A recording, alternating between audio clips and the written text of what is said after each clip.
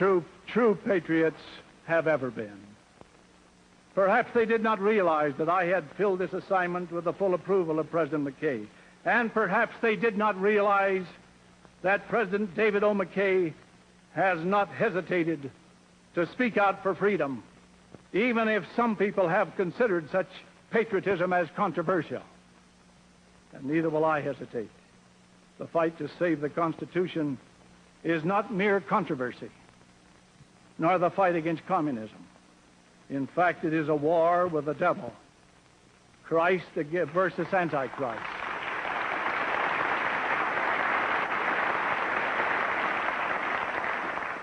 It is a war with the devil, Christ versus Antichrist. And I am willing to fight it. It is a fight against the greatest evil in this world, a ruthless, powerful, godless conspiracy.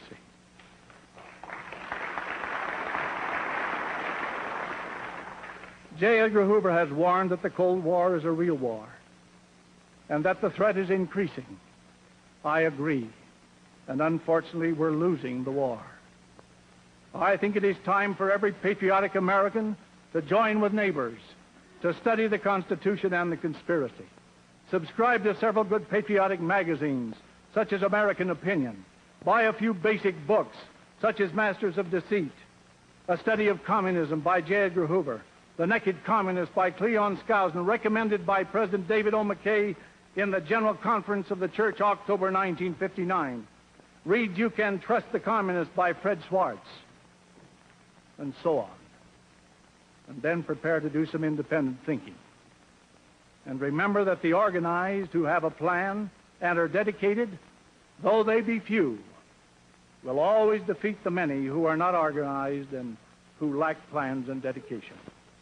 The communists know this and have proven it. Isn't it about time that most Americans realized it too?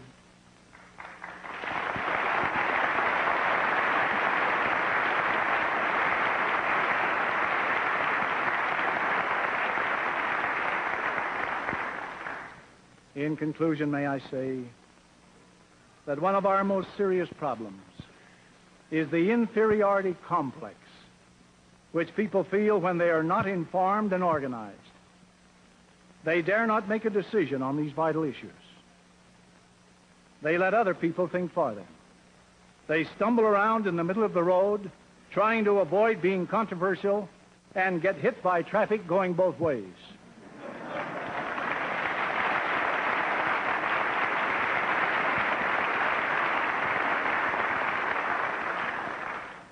To the patriots, I say this: take the long, eternal look. Stand up for freedom, no matter what the cost. It can help to save your soul and maybe your country. This is a choice land, choice above all others. Blessed by the Almighty, our forefathers have made and kept it so. It will continue to be a land of freedom and liberty as long as we are able to advance in the light of sound and enduring principles of right. To sacrifice such principles for momentary expediency, often selfishly motivated, is to endanger our noble heritage and is unworthy of this great American people. With all my heart, I love this great nation. I have lived and traveled abroad just enough to make me appreciate rather fully what we have here.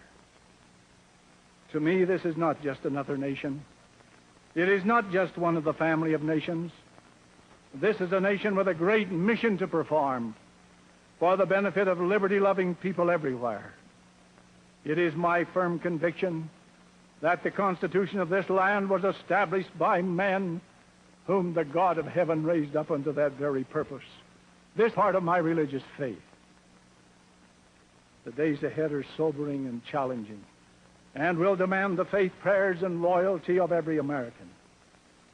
As the ancient apostle declared, the night is forspent, the day is at hand. Let us therefore cast off the works of darkness and let us put on the armor of light.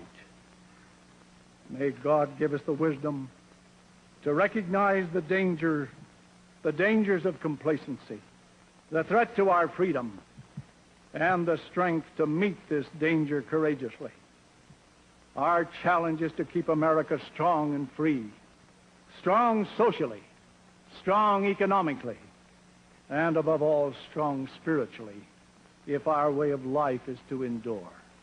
There is no other way. Only in this course is there safety for our nation. In this mighty struggle, each of you has a part.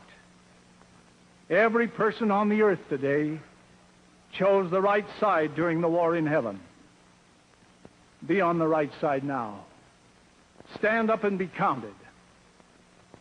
If you get discouraged, remember the words of Edward Everett Hale when he said, "I am only one, but I am one. I can't do everything, but I can do something. What I can do, that I ought to do. And what I ought to do, by the grace of God, I shall do." And this is my prayer for you this day.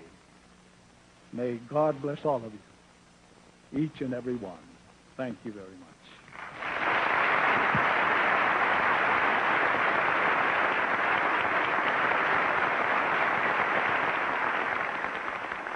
This has been a presentation of the Utah Forum for the American Idea, recorded through the facilities of the KSL Department of Special Affairs.